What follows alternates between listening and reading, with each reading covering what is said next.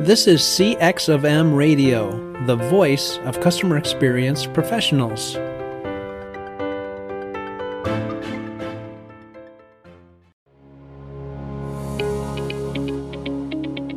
Welcome to the Delighted Customers Podcast. I'm your host, Mark Slayton, and I'm so glad you're here.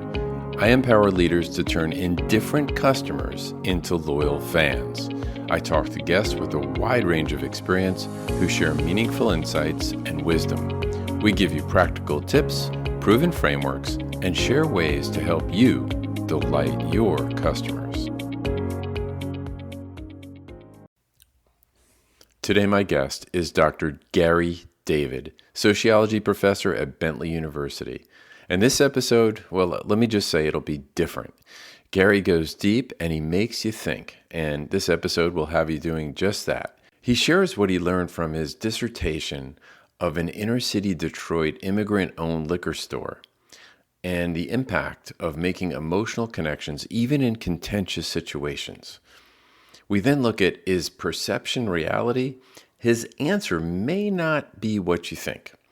And then he shares the influences our own expectations formed by things like TikTok and Amazon Prime, what CX leaders should be aware of as those expectations get formed. Let's jump right in. So I am incredibly excited about my guest today, Gary David, who has an interesting background. Gary has an academic background. He is a professor at one of the best business schools, in my opinion, in the country, Bentley University. And he comes to us with like all these incredible credentials in sociology. He got his master's, he got a doctorate in sociology. And then at some point, he got really interested in experience and experience design. And so cool to have someone with an academic background sharing in this conversation. In particular, we're going to peel back the onion today on an aspect of the customer experience and what delights customers in a way that often we don't talk about. And that is this concept of perception and in particular, what impacts a customer's perception. Gary studies this from the standpoint beyond just customers, but experience in general, how people experience things in this world and how they react to it. And so we're going to dig into someone who's done some research, who has a little bit of knowledge on it to help us better design, better deliver, better execute on experiences for our customers so we can earn their loyalty and their trust. So with that, Gary, I'm going to, first of all, welcome you to the show. Thanks so much for having me, Mark. And thanks for being here. And like I shared, you've got the, master's, a doctorate, sociology expert, and sociology is clearly connected. But how do you go from there into the world of customer experience? Well, I think it's very rare to have somebody say, we're so excited to have an academic here today.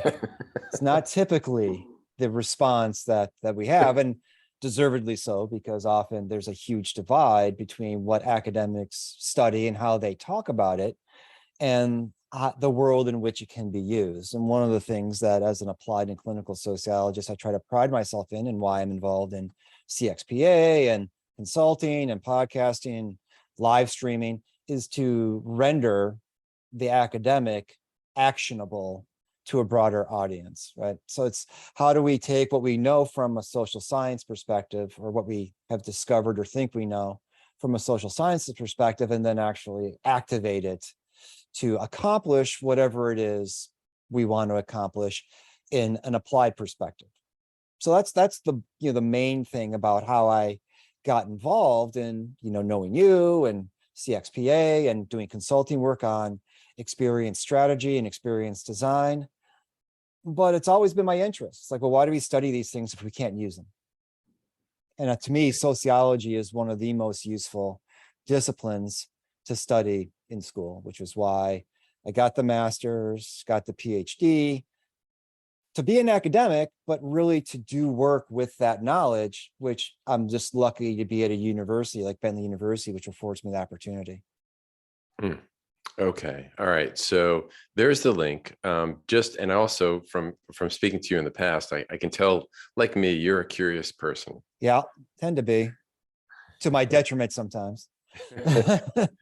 So if people were listening here, and let's just say they're new to the world of customer experience, or even if they've been around it a while, coming from your seat as really your background, we just talked about it, but why do you believe that CX could be or is a brand differentiator?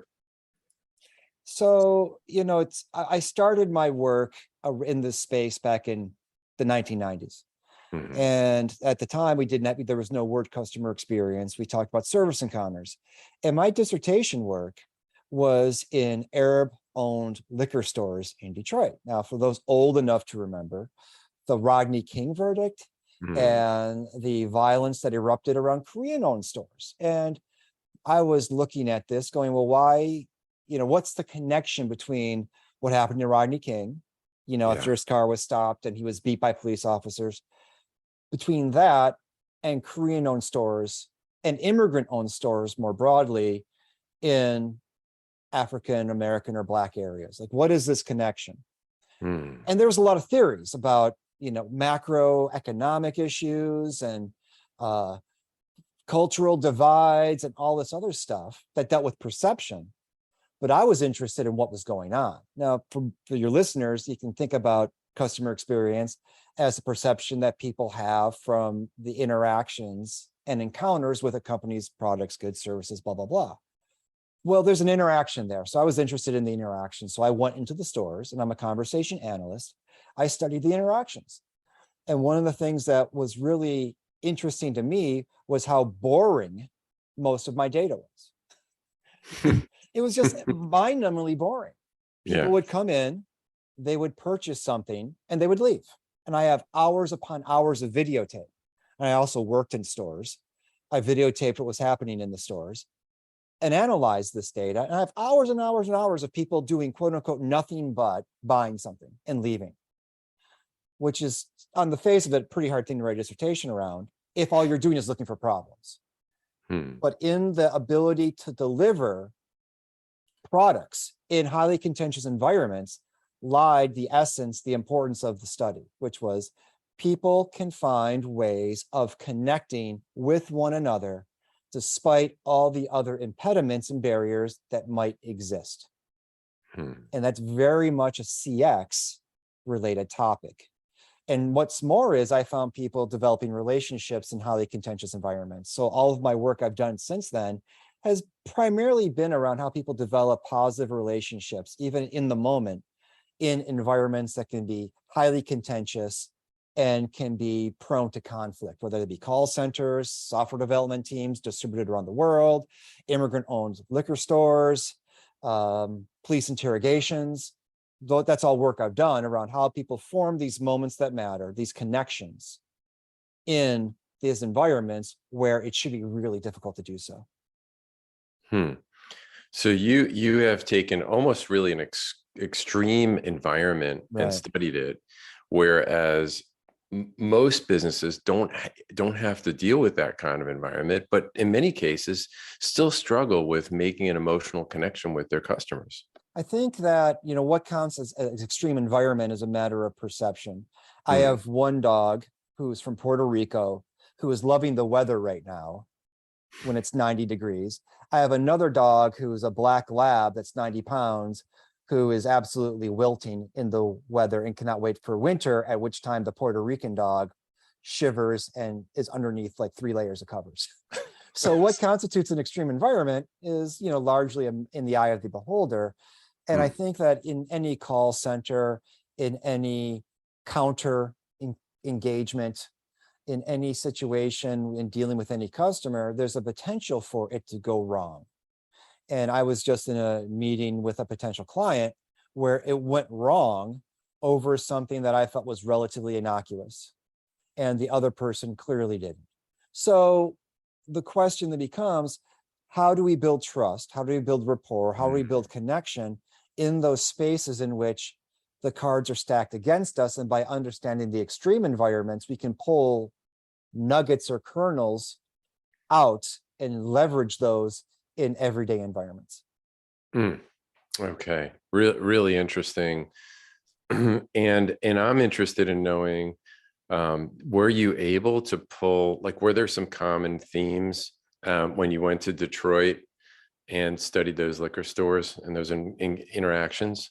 Absolutely. One of the things that I would notice are the ways in which people at the counter would reorient the relationship with the person to whom they were speaking in a way that aligned them interactionally. What do I mean by this? Someone and this is an actual case. Someone walks in, how much are a pack of cigarettes? And this will let you know how old this data is.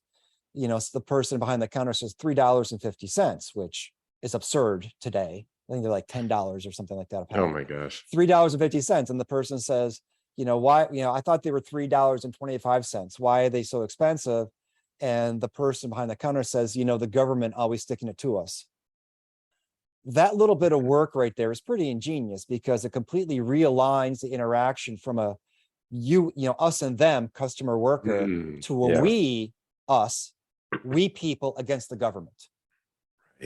Right. And so now, based on this, goes back to social attribution theory and social identity theory. So there is theory behind this. The person who did it doesn't know the theory, but we can point to why that works using social attribution theory, social identity theory, about how when we orient to each other on an intergroup basis, it changes our perception of one another, versus if we orient to each other on an intra-group or a we basis, it changes us to be more favorable or give the benefit of the doubt more.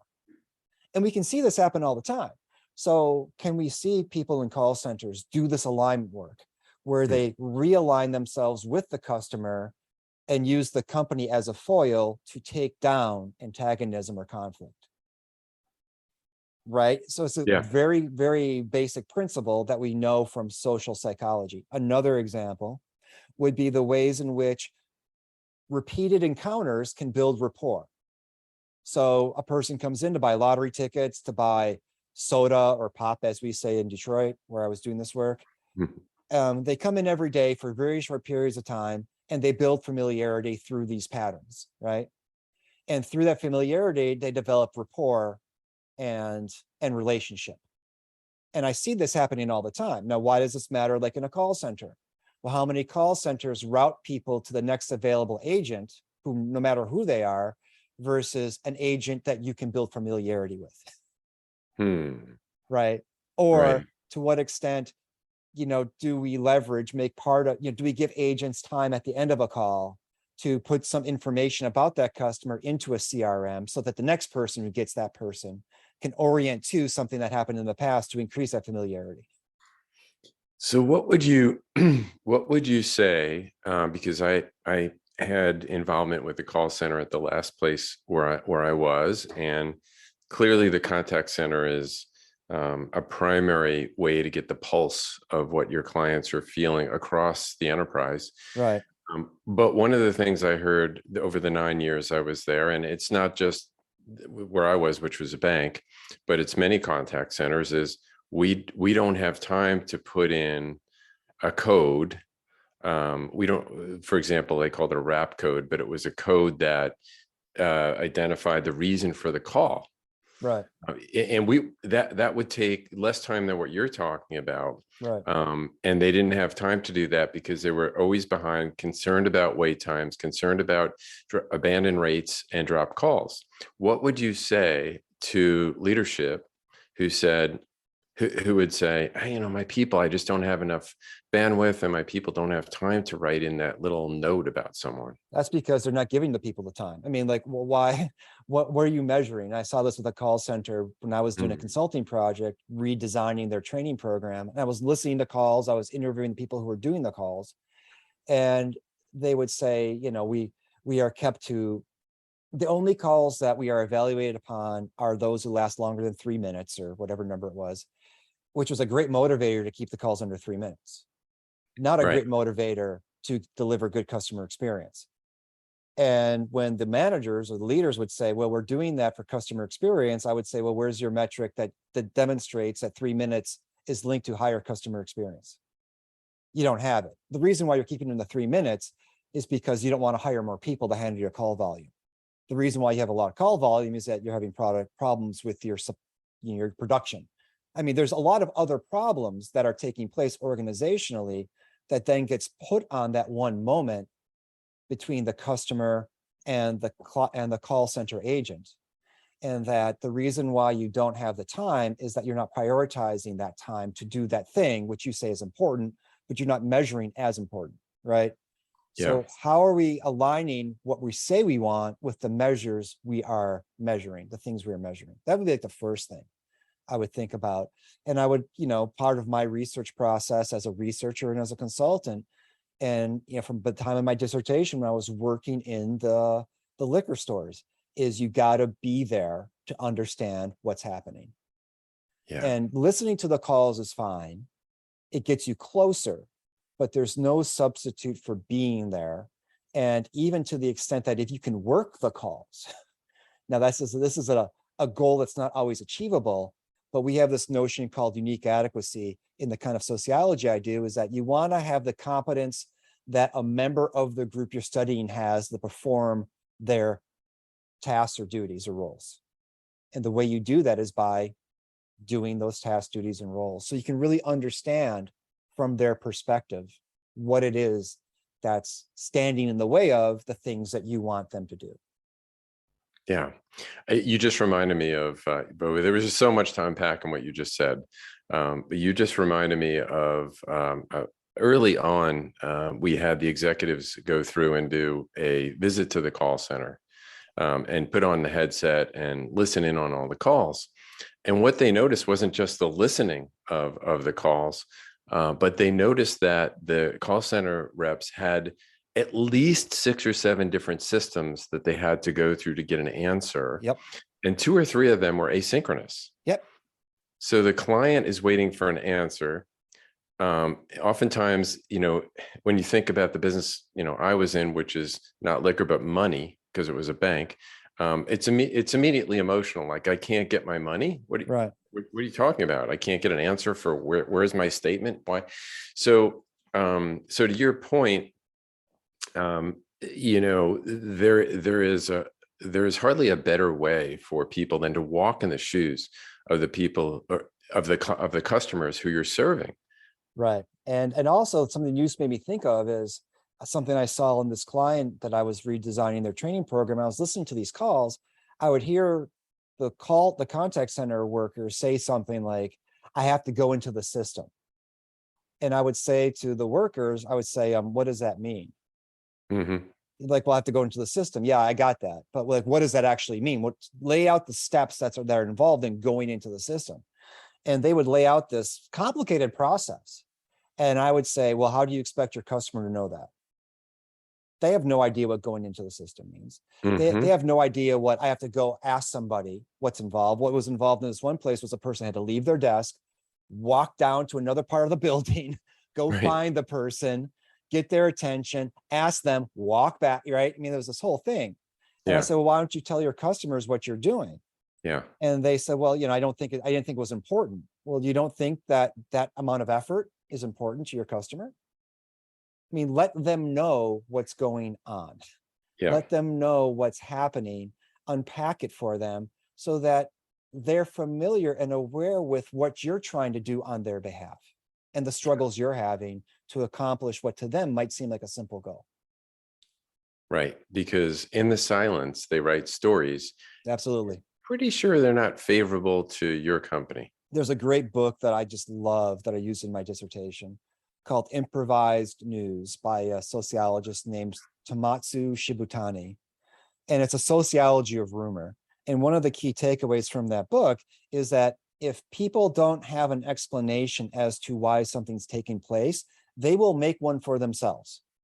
Yeah. And rumor as a social effort, right? As a collective effort to make sense of something. And typically they aren't going to do it in a way that casts you in a favorable light, especially if they see you, the company, as the other.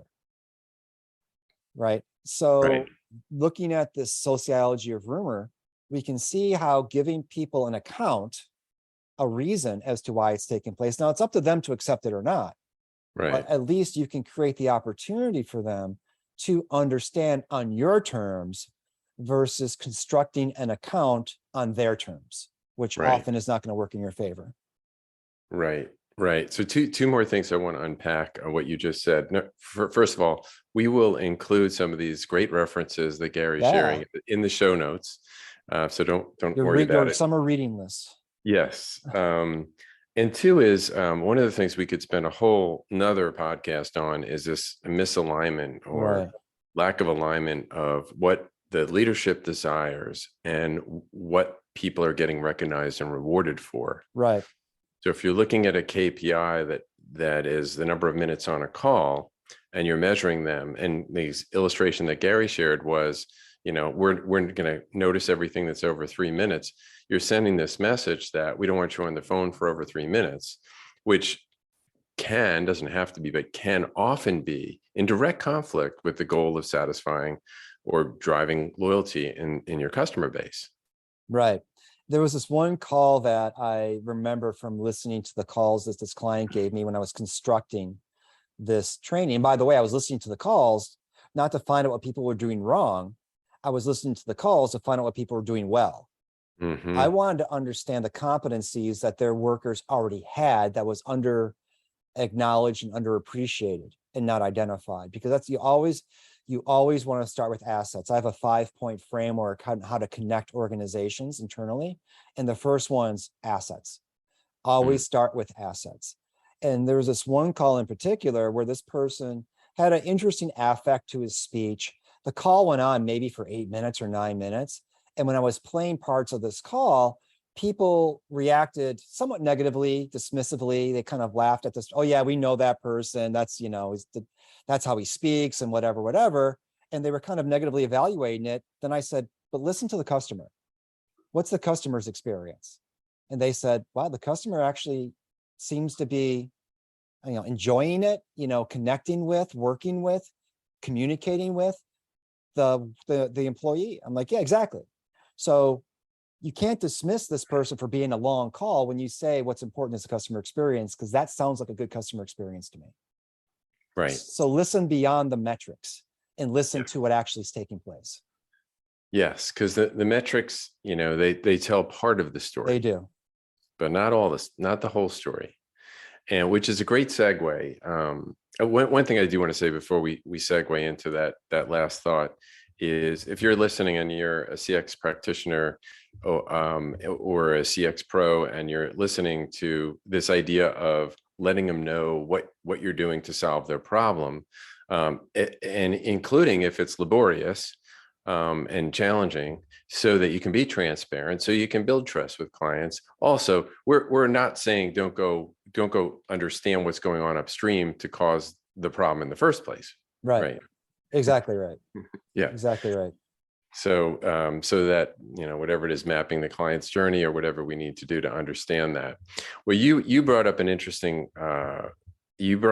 topic about what the client's feeling in relation to this call center person who's just being real, it sounds like, with the other person.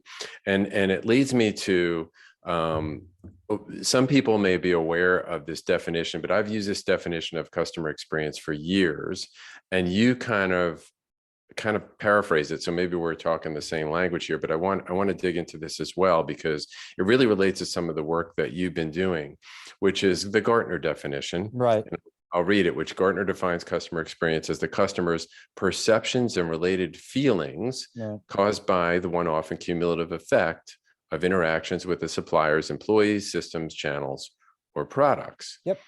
So I know you've done research and have an interest in perceptions and how that impacts people's experiences when they are customers or in other life situations.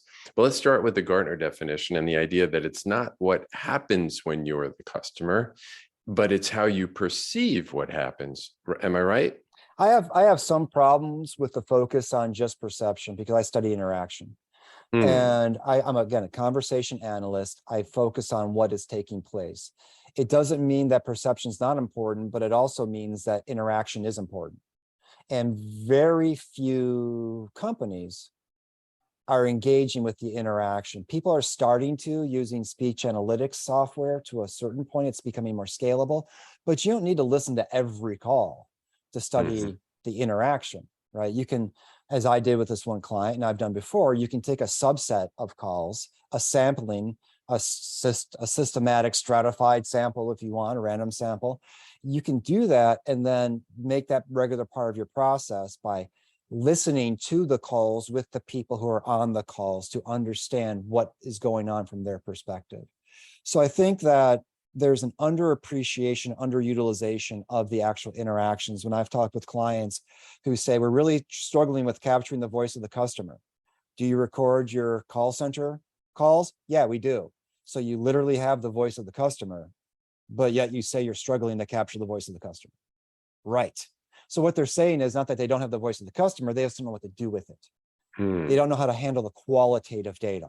So part of what I teach and part of what I consult in is how to do qualitative data analysis and qualitative data management. So like, what do we do with this?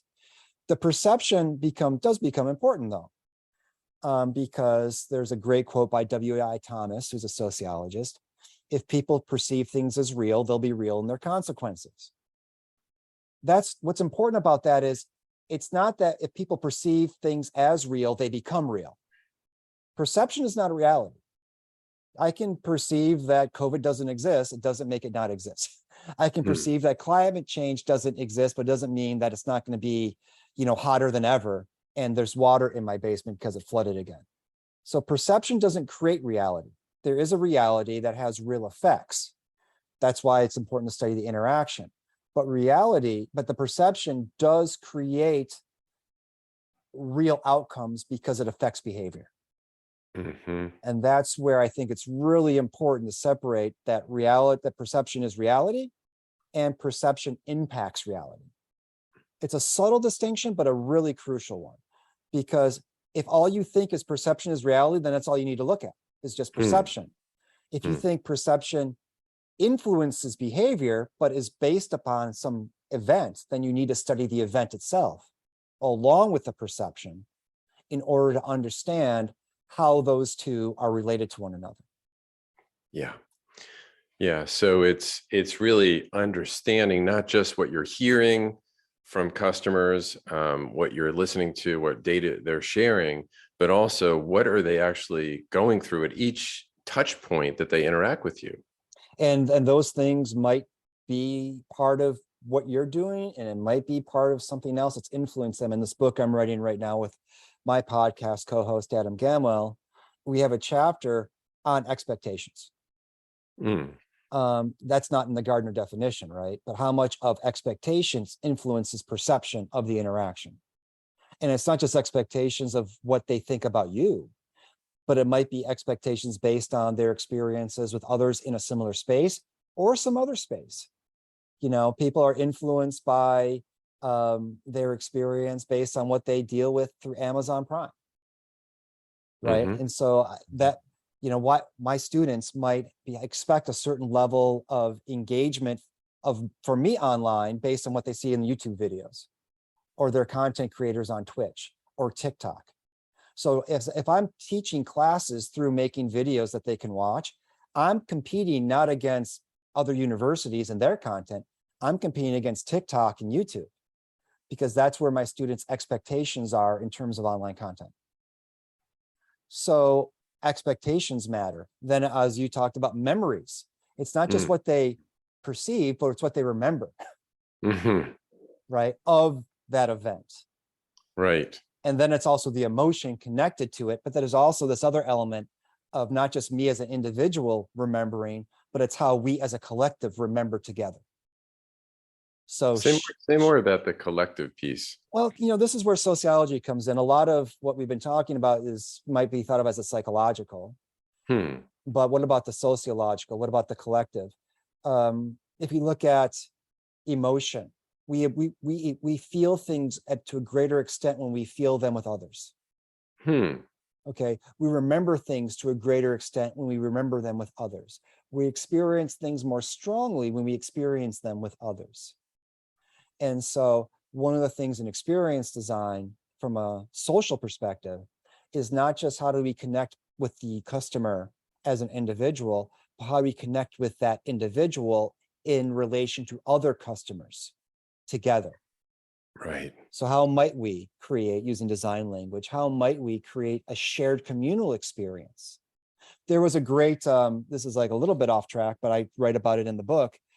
For those of us old enough to remember the band Oasis, in the 1990s, they were the biggest band in the world. And they had a series of concerts in Nebworth, England. And in watching the documentary Oasis Nebworth, people talked about that it was right before cell phones became ubiquitous as this medium through which we experience the world. By that, I mean videotaping. You're not watching the band, you're watching the screen, watching the band. And Right. people remarked that we didn't have that. So we were all in the moment together. And because we were all experiencing it together, we weren't experiencing it individually, putting it on our Instagram, our TikTok, our Facebook, our YouTube. We were all just in the moment together. It created this feeling of connectivity. And there's sociological theory, obviously, behind how that happens, how we create community through shared experience. And that is kind of like this, you talk about, brand ambassadors. It's when we feel we're connected to a brand, not just ourselves, but in connection with others, that really elevates a brand and elevates an experience. Really, really fascinating. You don't often think about it that way when you're just trying to make an experience better, improve it for a client. The collective piece of it, really interesting. Yeah, I think so. And this is where, a really nice book called The New Chameleons, which was just published by Michael Solomon. Dr. Michael Solomon, who has a background in social psychology. He appeared on our podcast, Experience by Design podcast. And he talked about rather than marketing to people as individuals, we need to market to them as identities. And, these identities, these social identities are fluid, meaning that they come up at any next moment. So how might a bank market to customers, not as a particular segment, but as a particular identity, and then connect with that identity so that it resonates, not just with them as an individual, but as a group. And then they share it with others as members of that group. And that connects people to that brand, because now it's not just something I chose to do, but it's something that we chose to do together. And this creates brand movements, basically. Yeah, brand movements. Well, does this connect? Because you hear more and more about brand identity, and you hear more and more about mission or purpose companies, where companies stand for something, and they have been more and more, I guess, vocal and purposeful about sharing what their corporate mission is and what they stand for, what kinds of social things they support, and that kind of thing. Is this connected to that? I think so, for sure. And it's been interesting. One of the things I'll talk with my students at, a private business school is that an interesting aspect of this moment now is that companies are being looked upon to fill the void provided by state governments. What do I mean by that? If you look at Florida, or if you look at other states in which there was recently a ban on abortion, however you think about abortion, that's not the point. The point is, you have companies who say, we will pay for employees to travel to another state to have elective surgeries or procedures, including this. Right. That's interesting. They don't have to do that. And by the way, most companies aren't, but there are a number of well-known companies who are around quote unquote racial justice movements. And I say quote unquote because it's a broad category, but whether it's George Floyd, Black Lives Matter, whether it's gay pride, whether it's, you name it, companies are being looked upon to not just say something, but do something, to take action. And they are being called upon not just by their customers, but by their employees. Yeah. And the employees, Gen Zers, are looking to employers as kind of the tip of the spear, so to speak, in these social justice areas that may have nothing to do with their products, may have nothing to do with their primary purpose as a company in terms of what they produce or what services they provide. But nevertheless, the employees see as an important indicator of company culture. And customers may be increasingly viewing it that way as well. Doesn't mean that customers are just shopping with, are not shopping on price or reputation or preference, but it's a factor. And if companies aren't in that conversation, it's a factor that at various times might have greater prominence, and companies need to think about what they might be missing out on as a strategy, but also in terms of their verbal commitments to these issues. So your mission statement says you're committed to this thing, but yet you're not doing this in terms of action. People are looking for authenticity, and they're seeing it as basically doublespeak, as being disingenuous. If the action doesn't match the verbiage. So they're out of alignment. Yeah, it goes back to alignment. Yeah. Do your words match your deeds?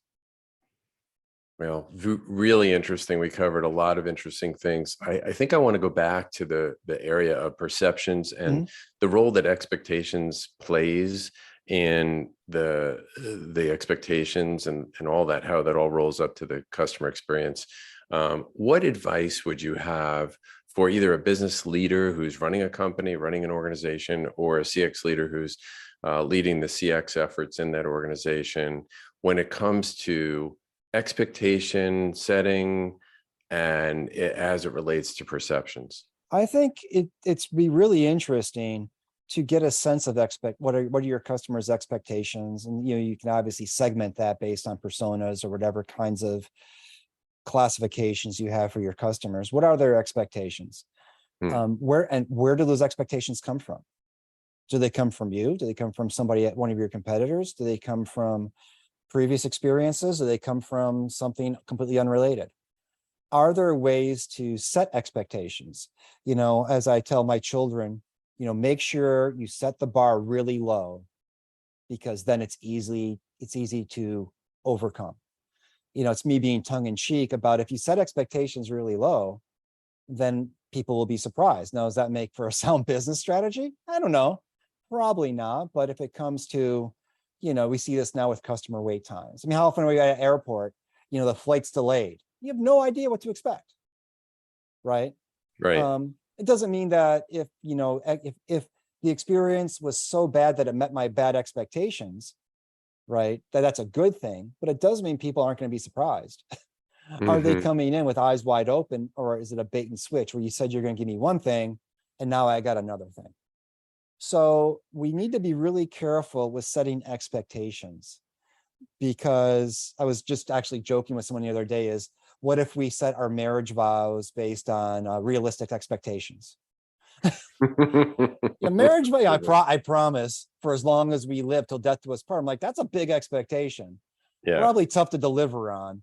And if our spouses went back to our marriage vows and said, I don't know, based on the expectations I had at the very beginning, I'm feeling like I on a scale of 0 to 10, I definitely would not recommend, or at least I'm a neutral. Yeah, I'm a passive. Yeah, it might be passive. Definitely not promoter. Definitely not a promoter. Obviously, we're not going to go on a marriage like, I'll do my best, but we'll see how it goes. Right. So we do set expectations high often, but it also means that we need to be honest with our expectations and apologize and be honest for why we failed to meet them as well. Own it. There was a great call I listened to where this customer was really irate, just really irate that they weren't going to get a product in time. And the worker was trying to do her best job. And the great moment was like an epic. The great moment was the customer said, who should I blame for this? Who do I blame for this? And the call center worker goes, you know what? You can blame me. It's my fault. I'll take responsibility. And you knew what was going to happen before it happened. The customer said, I don't want to blame you. It's not a completely de-escalation. Yeah. They just needed a place to lay the blame. That's why scapegoating is in religious texts going way back. It's a long held tradition. Just, where can I just want to blame somebody? Where can I lay the fault for my expectations being not met? And then we can move on. But deflecting ain't going to do it, because it's going to keep going and escalate and escalate. And we can manage these things interactionally, which is why it goes back to studying the interactions, because that's where it happens. Yeah. That's ground zero. There's a lot that happens before it.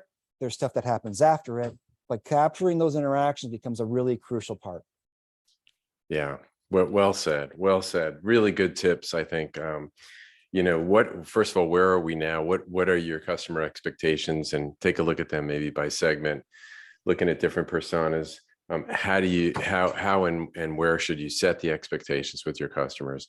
And then when things don't go wrong, don't go right, and there's always stuff that happens, own up to those mistakes, and have a culture that is empathetic to customers in a way that says, we apologize for this. We know it's got to be tough on you. I just had that moment with actually Verizon, because I lost internet for cable for 2 days. Right. Longer story, but Yeah. I had tried to fix things and I just wanted a person. And Right. I was trying to get a person through their systems, and it was just a nightmare. I finally got a person, and I started my phone call with, does everyone there realize how horrible your online system is? And the person on the phone was like, oh my God, yeah, we all know. Everybody knows. It's horrible. It's just the worst thing in the world. And I said, yeah, I feel bad for you people, because now you have to deal with me after being frustrated by all of that. She said, oh yeah, it's a nightmare. So yeah, it's just horrible on all of us. And so I was setting up this moment where we could come together and align interactionally through this external enemy, which was the system. Yeah. And it allowed us to kind of move forward together in a way that was collaborative and productive and connected, rather than disconnected. And one of the things that I might have done if I was Verizon in that moment is ask the question when the person comes online. Before we start, I just want to get a sense of, what have you tried before talking to me to solve this problem? And I could have said, well, I tried this, and this, and I could have said, yeah, I'm sorry that didn't go well. The good news and bad news that it goes well is for nobody. So it's not you, it's us. I apologize. Let me see how I can help you now. Mm-hmm. So they didn't ask that question, but what if that question was asked before anything starts, to set where the frustration and the expectations were before the call starts? Might be an interesting thing to experiment with and see what the impact is on the way the calls progress. Yeah. Yeah. Well, that's all fascinating, and I agree with you. It would be interesting if we took an approach, but I'm really on both sides sometimes as a customer, to say, how can we collaborate? Because ultimately you want your problem solved, right? Absolutely right. So we both have a role. It's a dyad. There's two parts to it. The customer has a responsibility, the employee has a responsibility, and we need to create an environment in which we can collaborate and connect and work together to solve whatever problem there is. The challenge is, very often companies have policies, procedures, and measures that interfere with that. And so my job as a consultant, as a teacher, as a writer, is to remove those barriers, to allow people to connect, to facilitate their collaborative work, to accomplish the goals that they both have in that moment. Mm-hmm. Yeah, and that's a noble goal. Gary, I want to ask one thing that I ask my guests, which may be a little different, but I know you'll be able to answer it, which is, was there a turning point in your life that changed your trajectory of how you approached your career? I think, a turning point in my life would, it's a really interesting question. I'm going to steal it. I think one of the turning points would be, what are the ways in which we can make people's lives better, right? That's one of the, and when I went to undergraduate, I wanted to be a clinical psychologist, because I grew up in a chaotic household, a lot of challenges. I'm like, well, what are the things that I can do to make people's lives better by working with them as an individual? And then I found sociology. And then I was like, well, this can scale, actually. I can scale this, because I can not just try to help individuals, but I can think about systems. I can think about not just changing individual perception or their interaction with whatever challenges they have, but how can we change systems? And so it was recognizing that sociology has the ability to think in systemic ways, to address these underlying issues or barriers, impediments that will allow us to elevate experiences, elevate outcomes across the system rather than just on individuals. So it was probably my first sociology class as a freshman. And it was purely by accident that I ended up in this class, and it just clicked. I was like, wow, so you can help people and not just persons. So let's try to help people, and applied in clinical sociology and in experience design is about helping people have better experiences. And that's why I ended up in this journey in my career. And I'm lucky enough to be at a business school like Bentley to explore and pursue these things through podcasts, through blogging, through live streaming, through consulting, and academic work as well, to bring the scholarship from beyond the classroom and into the world.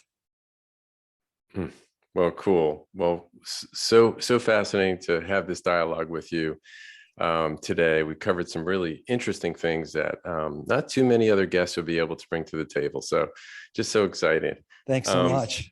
How, if our listeners wanted to reach you, what would be the best way that they can connect with you? Yeah, there's a few. I got to think about brand integration myself, but you can always listen to Experience by Design podcast, wherever you get podcasts, where we explore experience designs of all kinds, which includes customer experience, but other experience design areas beyond that.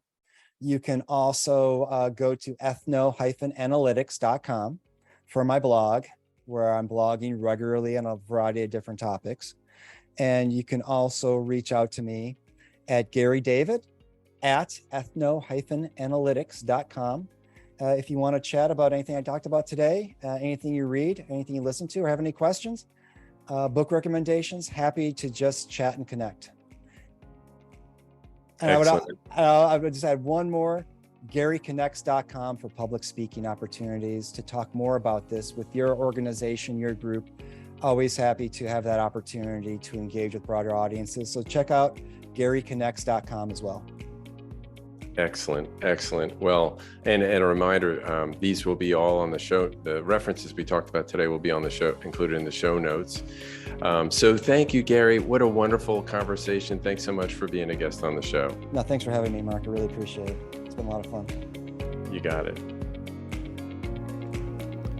Well, thanks for listening to the Delighted Customers podcast.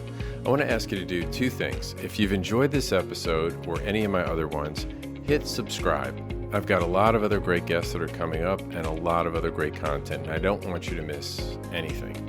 And if you've gotten something out of this, share it with someone. Make sure they have access to all this content and all the other great content coming up. You can find any links or references on the show in the show notes, and you can find those on my website at empoweredcx.com.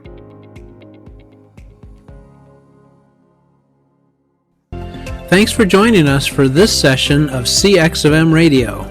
Be sure to rate, review, and subscribe to the show, and visit cxofm.org for more resources.